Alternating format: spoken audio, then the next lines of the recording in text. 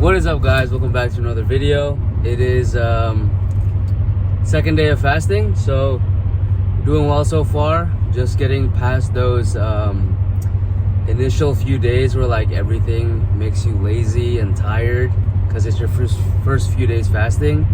But anyways, today's video, I want to be talking about what I've learned from owning 4 BMWs, and I guess this is sort of like a 2025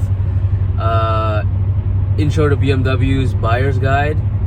I don't know how detailed this will be because I'm doing this off the top of my head, so I will try to make this as detailed and concise as possible, and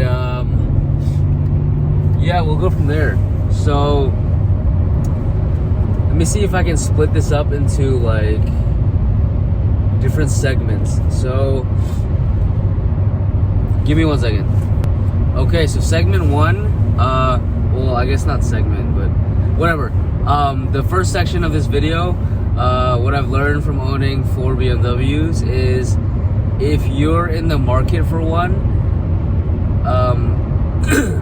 don't save up enough money just to buy the car. You should have a few thousand left over after you, or sorry, my brain's not working right now. What I'm trying to say is if you're in the market for a BMW and let's say it's $4,000, you should have 6 to 7 when buying that $4,000 car, whatever it is, just so if something happens, if it's a rainy day, you can fix whatever breaks. Because at the end of the day, especially if you're in the market for an older BMW, even if it were to have been maintained well, there's a lot of stuff that that's produced by plastic, so things can break, and a lot of times it's expensive components. Like, I don't know, let's say your coolant reservoir completely failed, or I don't know, something along the lines of your cooling system or whatever, valve cover, whatever it is. Have enough money to be prepared for a rainy day, or to be able to do a maintenance overhaul as soon as buying it. So that's the first section, because buying a car with exactly how much you have saved up isn't necessarily fun. This goes for any car, to be honest, like not just BMWs. Literally, this can translate universally to like any car. But yeah, that's the first part. I need to collect my thoughts for part 2, so in a bit. Okay, so part 2 of what I've learned from owning 4 BMWs is definitely do not cheap out on maintenance, or not necessarily performance. I guess you can count it as maintenance, but upgrading to better quality parts than OEM. Like for example, my brain's not working right now, but anyways, let's say BMW or whatever BMW you have has a certain part that fails quite frequently. You can upgrade with a better quality aftermarket part that would not break as frequently as the OEM part does. So that aside, definitely do not cheap out on maintenance. Do your oil changes on time. Make sure all your fluids are topped off. Do a cooling system overhaul, do a maintenance overhaul, do all fluid flushes overhaul once you get this car, because you'd be surprised at how well it runs once you do all of the preventative maintenance, or just maintenance at the service intervals that they're supposed to be done at. These cars run, honestly, they're bullets. The E46 that I had with Alif, the Vert, that car was at 198,000 miles, give or take, maybe 199. Honestly, I had no issues with it. There was a check engine light because of let's see if I remember. Check engine because oh, the O2 sensors were bad. Yeah, so there's a check engine for the O2 sensors being bad, but that doesn't affect drivability of the car. The E39, the car I'm driving right now, honestly, I have zero complaints. The previous owner did a lot of the heavy lifting for me. He was the first owner of this car, so on paper, I'm the third owner, but realistically, I'm the second owner because the first owner was this guy's dad, and then his dad handed it off to him, and then he sold it to me. So like, yeah, I'm the third owner, but like, because it stayed in his family, I'm realistically the second. But yeah, this E39 is proof that if you just keep up with your maintenance intervals or just take good care of the car in general, they will last for however long you need it to last. Because I bought this car when it was at I think it was like 161,000 miles, give or take, I forget, but it's at 164,000 now, reaching 165.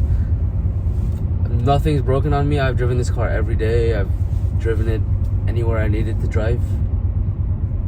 I've driven it anywhere I needed to go. There we go, that makes sense. But yeah, I've no complaints with this car. So that just goes to show you need to keep up with your maintenance. Now, before I go on to section 3, there's 2 cars I have yet to mention. Those are the E30 and the E90. My old E30, which I used to have, what's the word? That was my first car, and I didn't really know anything about cars, so yeah, it was kind of funny in terms of like it always breaking down, but realistically, like in hindsight, looking back, all I needed to fix was the I needed to do a cooling system overhaul. I needed to do a alternator replacement, and then other than that, I can't think of anything off the top of my head. But moving forward to the other car, the E90, that car, I've honestly done everything to it, top to bottom. The only thing I haven't done is like an engine rebuild, like from like the bottom end. But that just goes to show, despite, ignore everything that's happening with the E90 right now, just know that that car is reliable so long as you keep up with your maintenance. Give me a second to collect my thoughts for part 3 and so on. Alright guys, another thing that I've learned about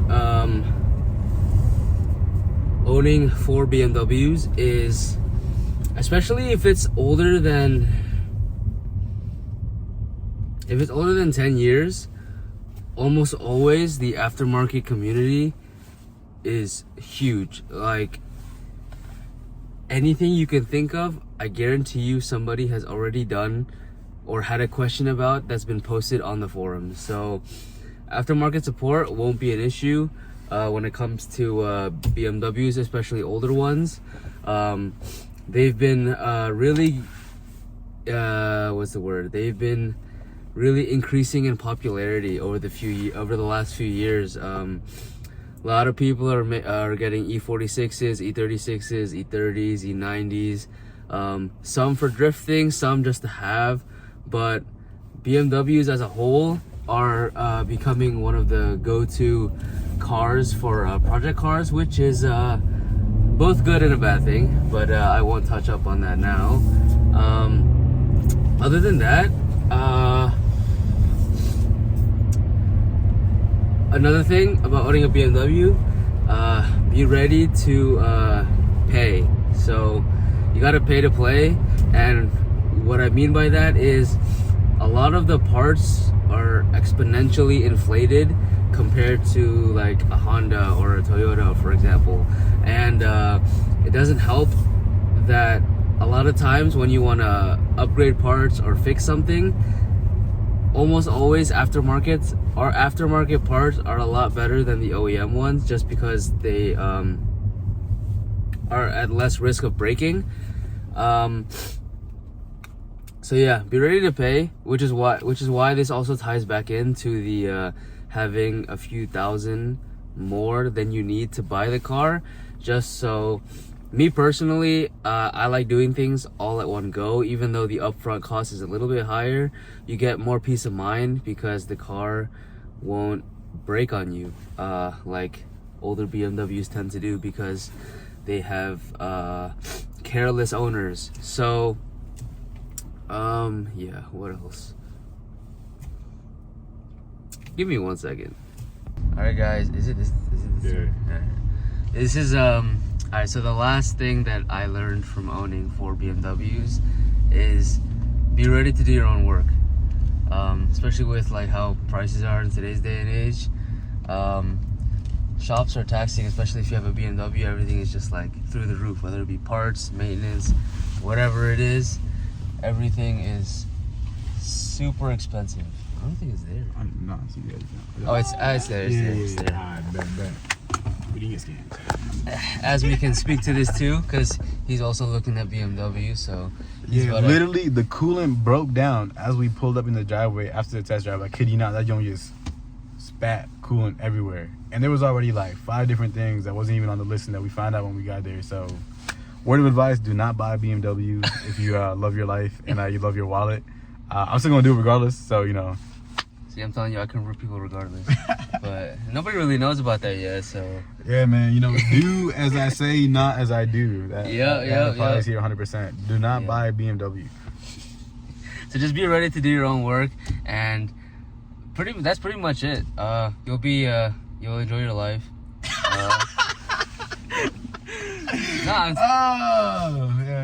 Yeah, definitely he will. Super reliable. I've had no issues whatsoever. I've had 4 so far. And how many of them are driving right now? Hey, one's driving. So I'm driving one right now. 25%. No, I only have 2. And what's up with the lights? That's called the trifecta light. It's just the ABS module. It doesn't affect drivability. Of course, it doesn't. But the E90, there's a little spat. But 100%. Yep, it's a little spat. What's the saying? Minor comeback. Wait, what is it? Minor setback. Minor setback for major comeback. That's a big setback. The E90 is still drivable. Okay, it's still drivable. Just like he's still walkable after his injury. You know? All right. Oh man. So yeah, that's what I've learned after owning 4 BMWs. It's honestly not that bad. I have a lot of experience now, but that's pretty much it for today's video. I don't really know what we're gonna talk about for tomorrow, but until then, don't forget, nothing's impossible. I'll catch you guys in the next one. Peace out.